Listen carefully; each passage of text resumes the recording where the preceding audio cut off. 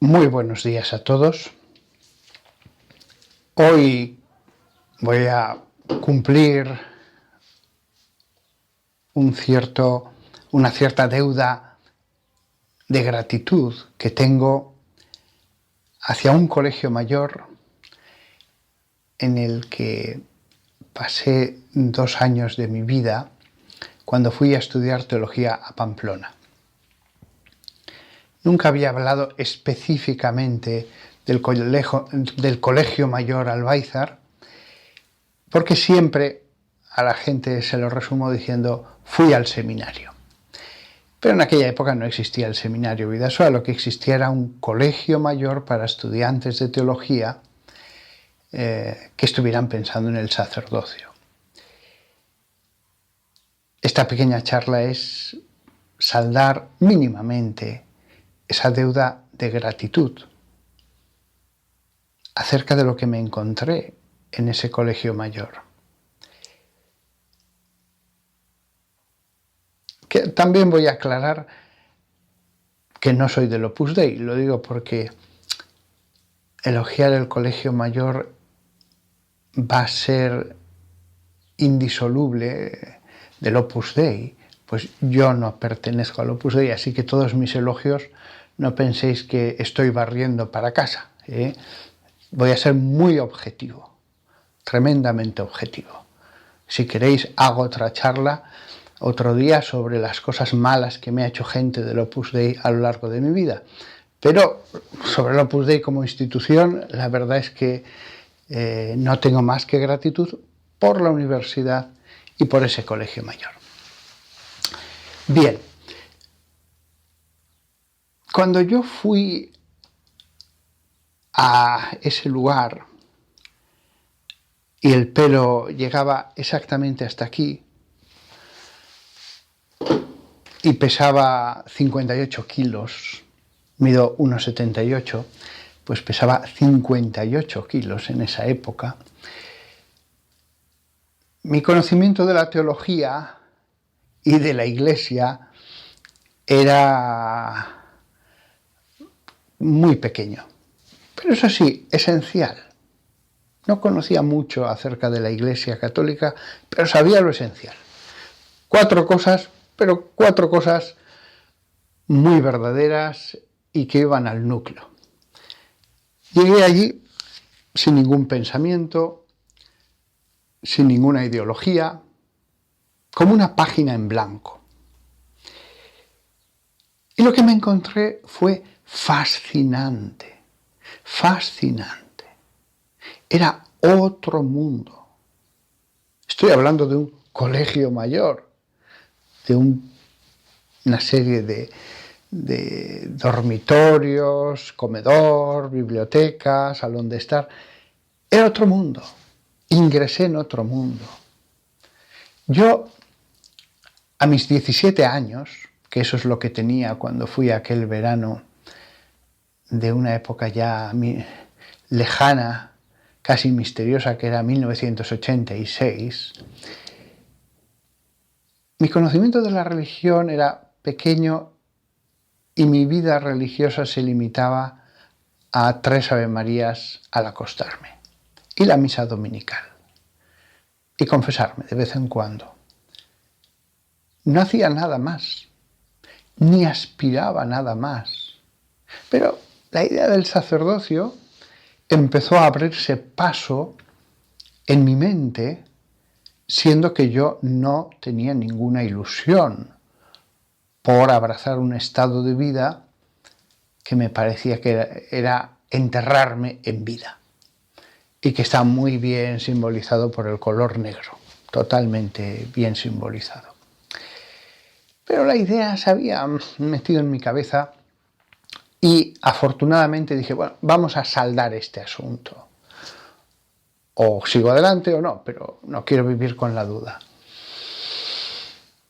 Y con 4 conocimientos acerca del credo, de que había un Dios, Jesucristo había venido al mundo, que había otra vida, fui allí. Y lo que me encontré cambió mi vida radicalmente desde el momento en que entré. no en la ordenación, sino al entrar. Era otro mundo. Fuera regía un mundo de intereses, de egoísmos, de traiciones, de momentos divertidos, de deporte, la televisión. Yo vivía feliz. Pero en Albaizar lo que descubrí fue vivir sumergido en el amor a Dios.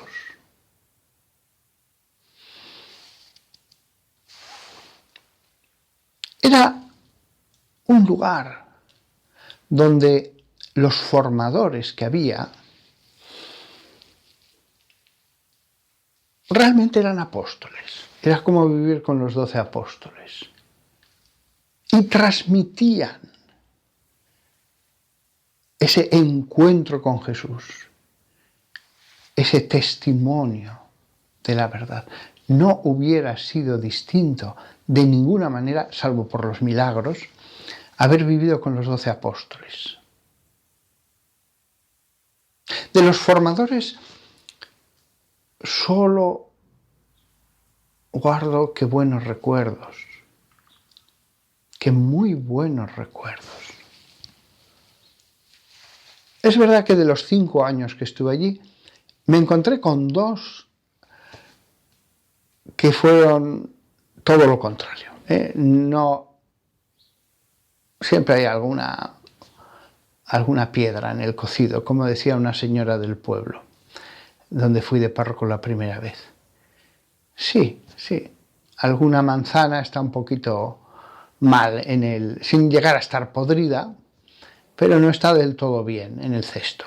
Sin llegar a estar podrida, las manzanas ya se ve que algunas ya no están bien. Pues sí, menciono las excepciones para que no se piense que estoy ocultando lo malo. Salvo esas 2 personas que hicieron sufrir a un cierto número de personas como yo, en los 5 años, no en Albaizar, en los 5 años.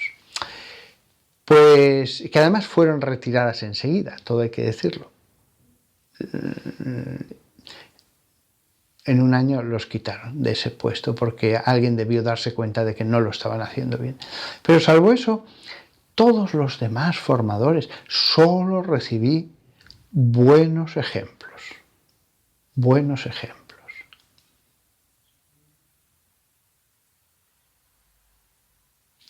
Voy a hacer un paréntesis para que nadie se piense qué pasaría con esos 2 formadores. Soberbia. Ese fue el pecado. Soberbia. Que llevaba a maltratar a veces a las personas con las que convivían. Cierro el paréntesis. Todos los demás eran hombres de Dios. Y el ambiente que se construyó en ese colegio mayor se debía a los formadores, que lo transmitieron a las personas con las que yo llegué a convivir. Y ya me encontré ese ambiente sano, religioso, donde reinaba la armonía.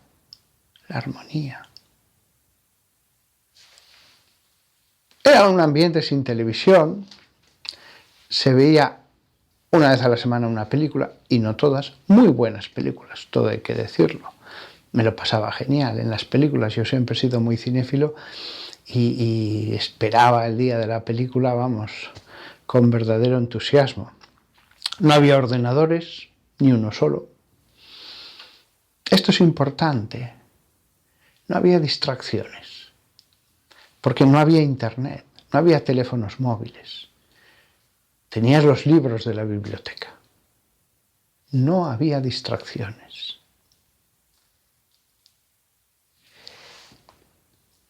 Las comidas eran una delicia. Hablábamos, charlábamos, intercambiábamos opiniones sobre la teología, sobre lo que había pasado durante el día, jóvenes de 18 años, 19, 20, llenos de vitalidad, llenos de alegría de vivir, como se tiene en esa edad. Las comidas eran una delicia. Culinariamente estaban muy bien, todo hay que decirlo. Mi madre cocina muy bien, muy bien. Eso sí, había caído en aquella época en una rutina gastronómica. Siempre hacía lo mismo. Ya sabíamos que el primer plato eran patatas servidas con judías verdes, ahora las odio, en verano ensalada, a veces sopa. Pero siempre era eso, siempre la misma sopa, siempre las mismas patatas hervidas, siempre la misma ensalada. De segundo, siempre lo mismo. Un trozo de ternera sin guarnición y de postre una fruta. Claro, cuando llegué al Baizar, aquello me pareció maravilloso. La comida era distinta, nueva, siempre era nueva. Además había natillas y arroz con leche. Por alguna razón mi madre jamás hacía natillas ni arroz con leche. Yo estaba deseando que todos se sirvieran para volver a repetir. No me lo acababa todo, había que dejar también a los demás un poco y me mortificaba, pero yo estaba deseando que quedara mucho de natillas o de arroz con leche. Después íbamos a la tertulia. La tertulia, yo creo que la del mediodía duraba media hora y la de la noche 3/4 de hora. Cuántas risas, cuántas bromas. Qué ambiente de alegría. Rebosábamos alegría.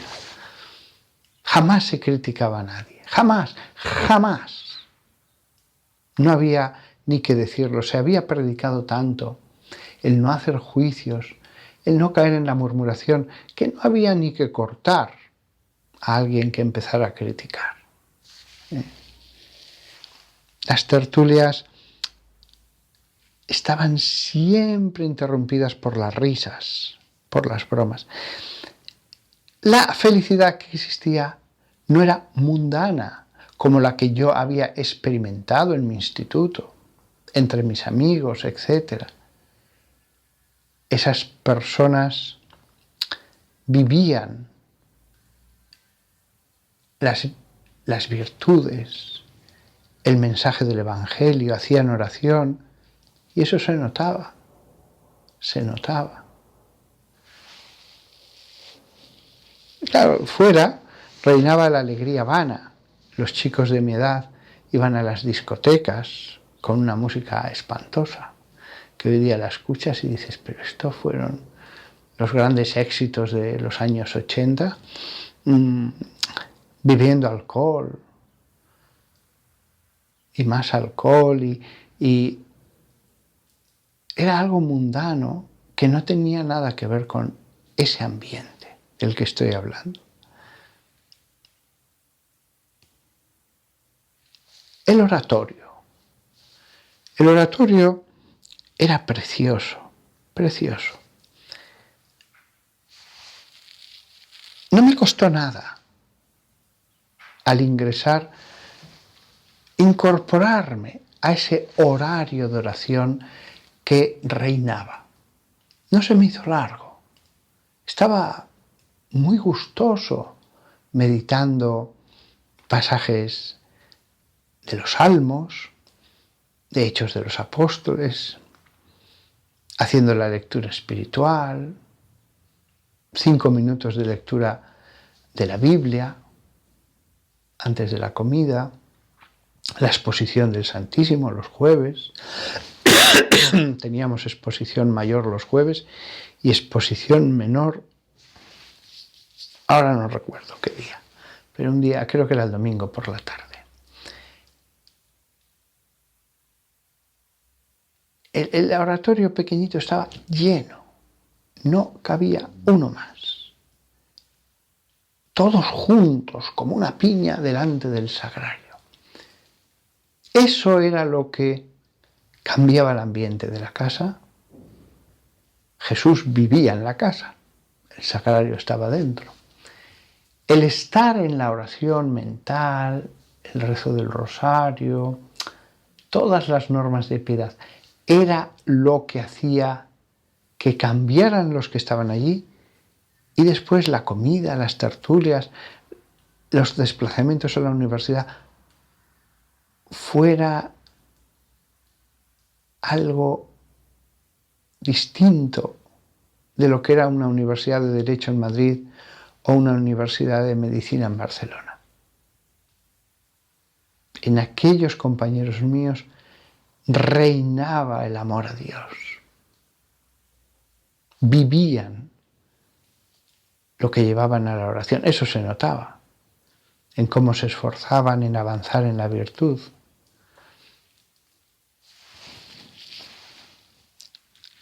Nos conocíamos como la palma de la mano. Comíamos juntos, descansábamos juntos en la tertulia, íbamos juntos a la universidad, los dormitorios con literas, dormíamos todos en la misma sala.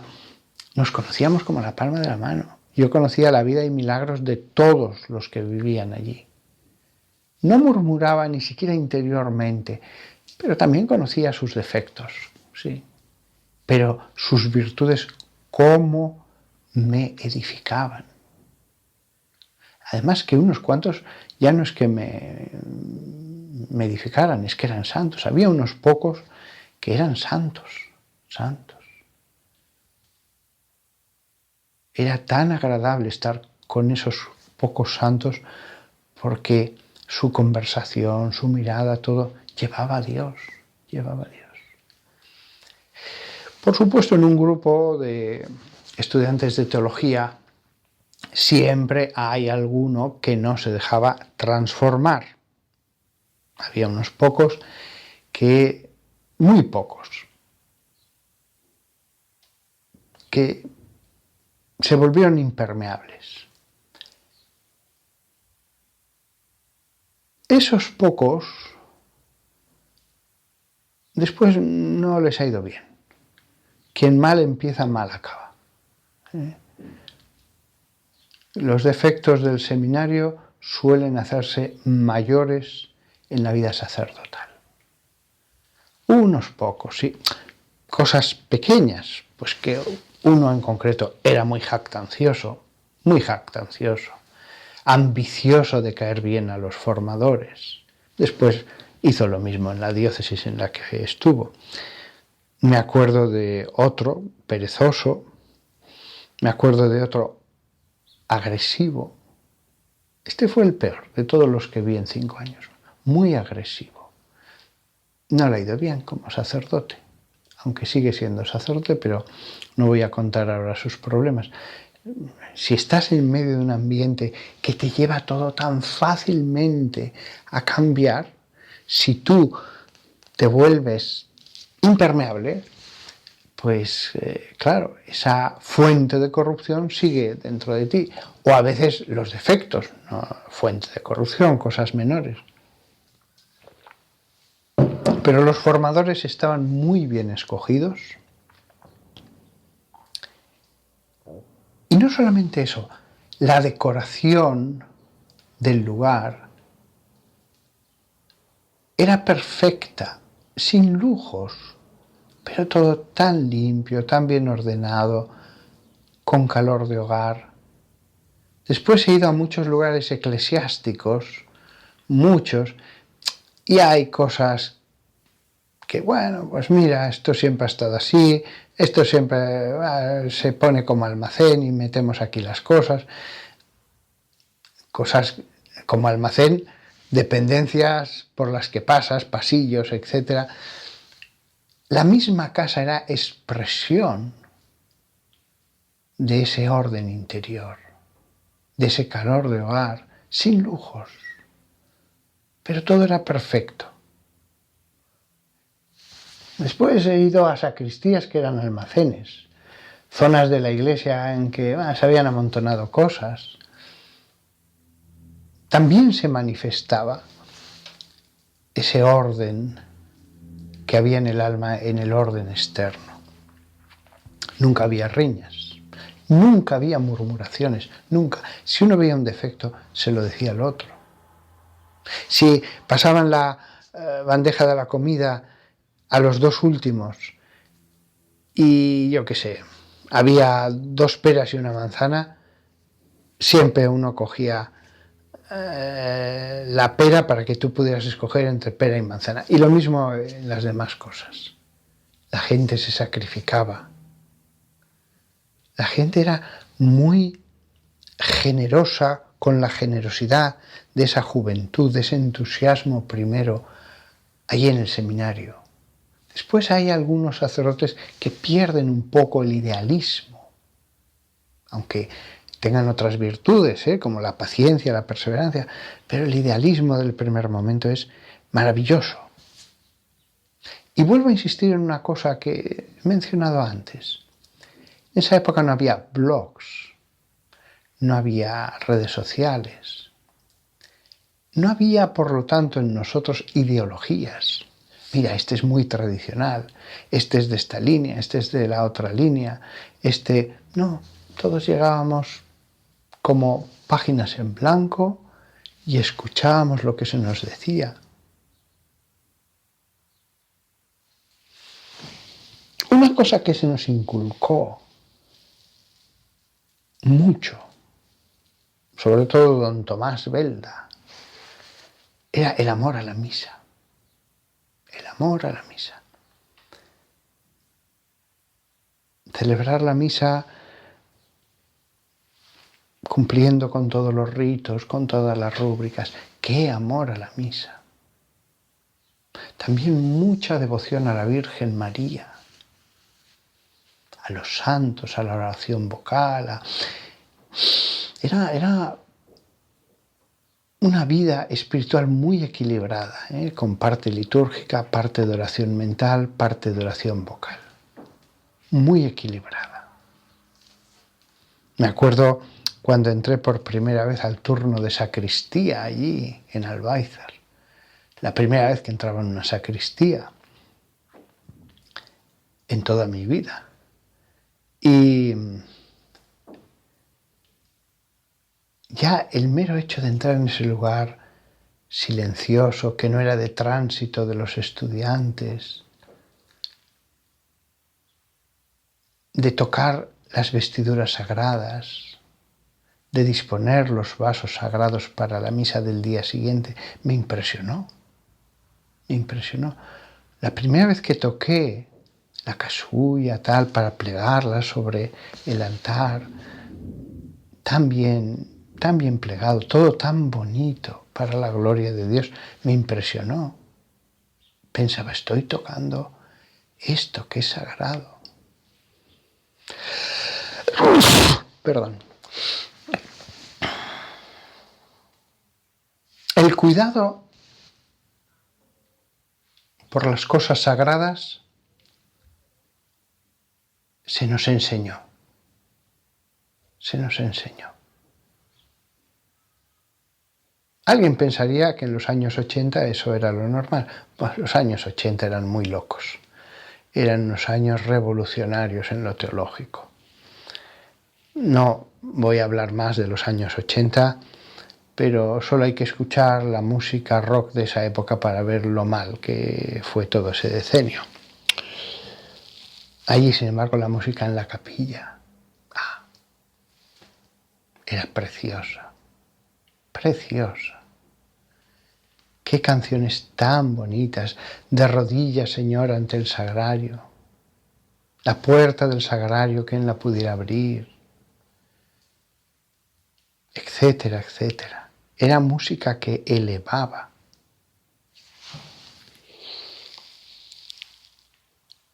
Eran años, sí, muy revolucionarios. El comunismo reinaba y el marxismo se seguía considerando una cosa modernísima. No os podéis imaginar cuánto marxismo había en esa década y en la anterior. Sin embargo, allí vivíamos con San Agustín y Santo Tomás de Aquino y todos los santos y doctores de la Iglesia. Era una burbuja. Las burbujas son muy criticadas, pero era una burbuja donde se protegía a esos brotecitos para que crecieran y se hicieran fuertes. los que somos nietos de agricultores, bien, el invernadero puede estar muy criticado, ser planta de invernadero, pero es que hay plantas que si no, no crecen. Las mata el frío u otras cosas. El invernadero es ante todo por la cuestión del frío, pero también hay otras razones. Bien, pero si hay invernadero, las plantas crecen, se pueden después trasplantar fuera y ya son fuertes. Si las pones fuera, se mueren. Alguien dirá, pero se hacen más fuertes. Normalmente se mueren. Sí, aquello era una burbuja, pero una santa burbuja, donde estaba Jesús y la Virgen María estaba presente y los santos, y la gente creció, se llenó de amor de Dios, fortaleció sus virtudes y entonces sí, fueron esparcidos por el mundo. Antes he mencionado a don Tomás Belda. Don Tomás Belda, los que lo conocimos, que era el rector, el director del Colegio Mayor, perdón, era un aspecto externo impresionante. Si hubiera habido que hacer una película de vampiros, él no hubiera necesitado maquillaje. Realmente parecía un vampiro. En todo. Y ya si abría la boca y hablaba, todavía más. Parecía que había salido de una tumba. De verdad que era muy impresionante. Los que lo conocieron sabrán que no exagero. Era muy riguroso. Me he hecho una riña tremenda por traer un sábado para la película Blade Runner. Que cómo se me ocurría traer una cosa así. Que me he hecho otra riña don Víctor Zugadi por el mismo tema. Que cómo había traído una película así. Era una persona un poquito rígida. Sin embargo, su rigidez, su severidad, era evidente. Él amaba profundamente a todos los que estábamos allí. Tenía un cariño tan grande, aunque siempre tenía esa máscara de dureza. Pero él era un padre espiritual. Con los años, que era, no digo, iba a decir el aparente más rígido, era el más rígido. Ha sido el que más he querido, porque he visto sus virtudes y su cariño hacia todos los estudiantes que habitábamos en el colegio. Eso me ha pasado con los años, el ponderar y valorar las virtudes de aquellos formadores que dábamos por supuesto, que tampoco le dábamos tanta importancia, pero que después he visto que no son tan usuales, no son tan normales. E incluso el que parecía más rígido es al que más quiero hoy día y al que más me encomiendo. Menciono el tema de la rigidez, el que le pareciera espantoso que trajera Blade Runner para como película, porque es verdad, podían subyacer defectos, por más que uno se entregue a Dios y quiera amar a Dios y se esfuerce en Señor, quiero cultivar las virtudes, persisten defectos. Pero no murmurábamos. Tampoco justificábamos cuando algo estaba mal. Bastaba con no murmurar. Y eso hacía que nos quisiéramos todos.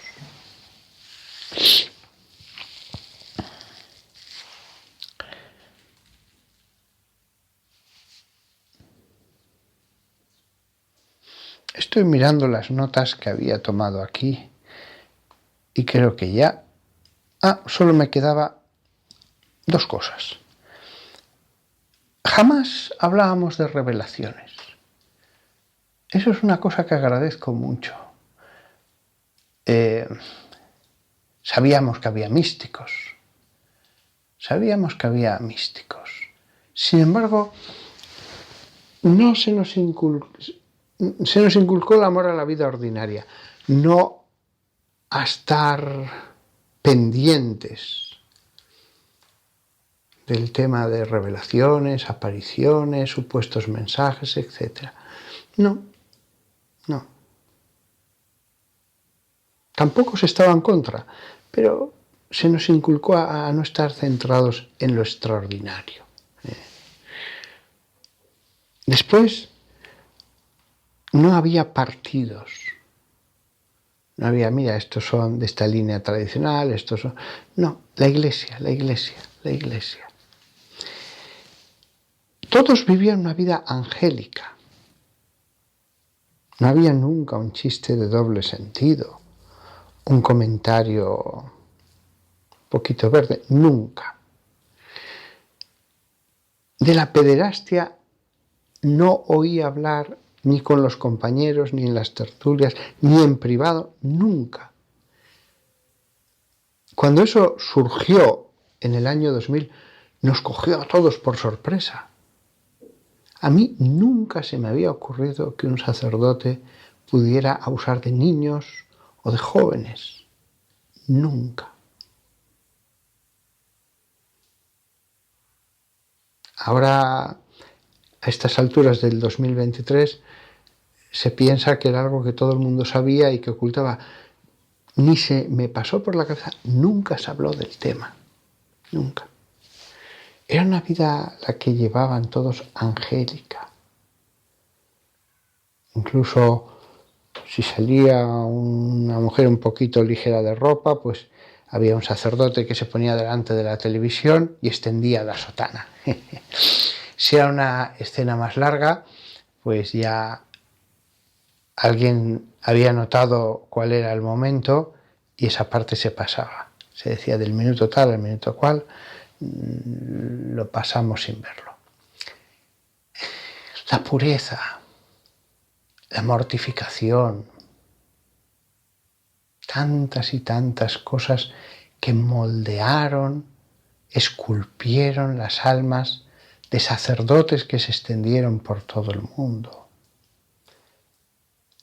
por África, por América, por Asia, y algunos obispos también. Pero nunca se promovió la ambición eclesial, nunca. Vosotros, la vida ordinaria, sencilla de un sacerdote, jamás. Ni siquiera bromas. De eso sí que hubo alguna broma y enseguida algún formador dijo, bueno, cambiemos de tema. Nadie bromeaba con ese tema de la ambición. Y los que estábamos ahí pensamos, pues nada, saldremos, seremos párrocos. Después algunos llegaron a altos puestos, pero nada de ambición. ¿Y qué es lo último que puedo decir ya para acabar? Bueno, todos los años, era bien sabido, en primero, algunos después de las vacaciones ya no volvían. No pasaba nada. Has dedicado un año de tu vida a estudiar filosofía, a hacer oración, a acercarte más a Dios, como el que hace el servicio militar. Eso te va a acompañar toda tu existencia. Ojalá todos pasaran por un año de ese tipo. No pasaba nada, no era ningún fracaso, no era nada. Venid y veréis vosotros, o los formadores o los dos, si aquí hay una vocación o no la hay. Normalmente en primero. Después de las vacaciones, algunos ya no volvían. Alguno más extrañamente en segundo. Pero normalmente en primero ya bastaba. Después de tantos meses ya quedaba claro si uno tenía o no tenía vocación. Algunos iban en Navidad también, pero no era lo normal. Un año para el Señor, dedicado a la oración, al estudio. Acabo toda esta charla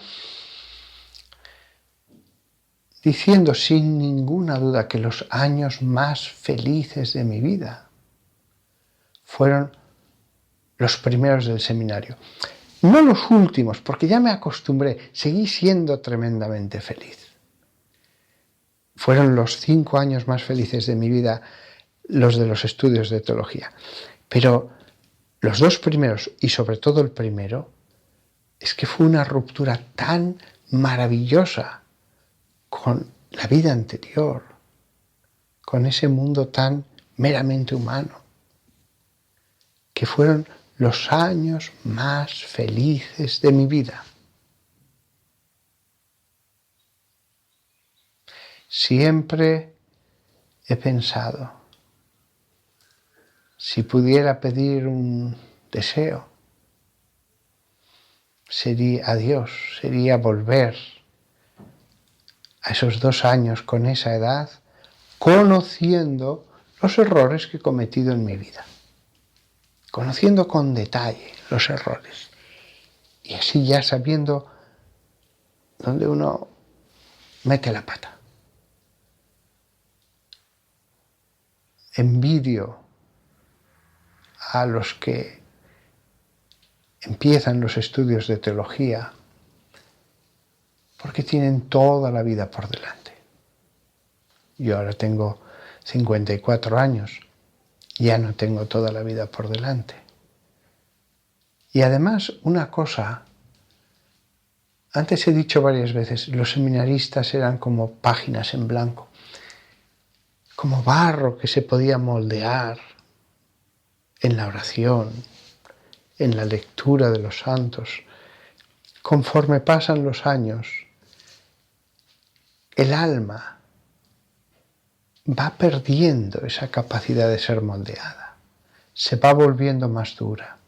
Por eso la vida dura lo que dura. Ya si hubiera más años sería una mera repetición. La persona queda configurada totalmente en el tiempo que Dios ha dispuesto de vida.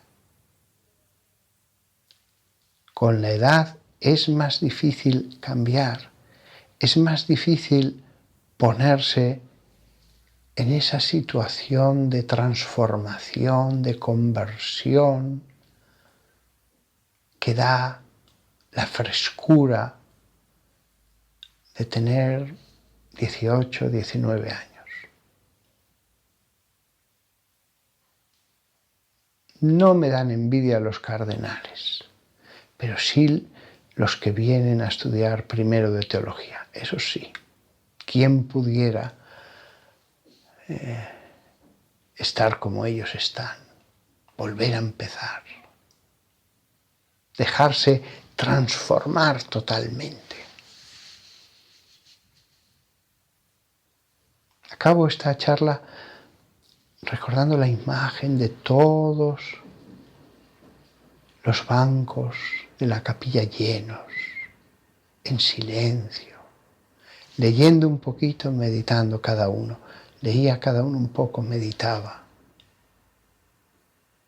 Escuela de oración. Y después la misa. Después la misa. Cuando mis compañeros comulgaban, no hacía nadie nada raro, pero detrás de esa sobriedad, cuánto fervor, cuánto fervor. Nada más. Quería compartiros mis pensamientos de la época más feliz de mi vida. Hasta pronto.